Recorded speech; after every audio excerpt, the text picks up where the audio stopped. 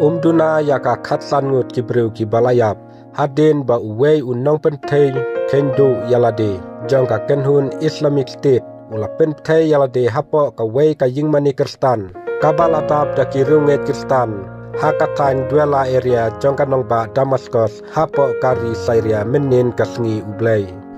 kane ka cingthei bom kalajia hakapor baki para banget kidang duai hapo ka yingmani Mar Ilyas uwei unong penyap yalade da ka ba penthei baladeng dagi bom hakamet ka jong hapo kaying mani Saint Elias hakathan duela jongka nongba Damascus layatu ka TV News jongkari Syria ka Syrian Civil Defense jongka Syria kalaong hakajing petbena bakane ka jing Shatambor ka bala penyap ya palat khasan ngut kibreu bat katu kanne ki bala mansau katkum ka jingkhen baningkong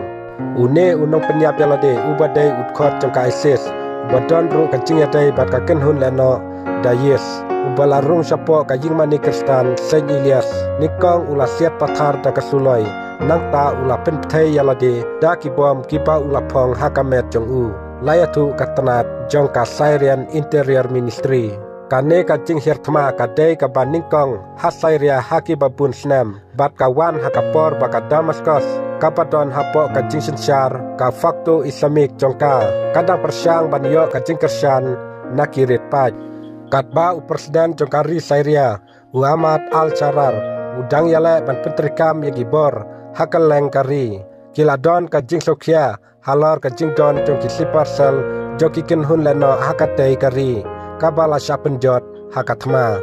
Syrian Information Minister Hamza Mustafa ula penram yakane ka jing tempor hakaba ulang bakane ka dei ka jing tempor jongki leno ulang susu kane ka jing le riklau kayai persya ya ka jing long nong snong kibala penlong yangi banteli bat ngi penskamru baka jing kular jong ka jala bat penlut ya ka jing persyang barabor banyakun persya ya ki seng leno bat banya da ya ka imlang salang na paro ki jing Shatambor ki babu jing ma ya ka jing sengan jong kari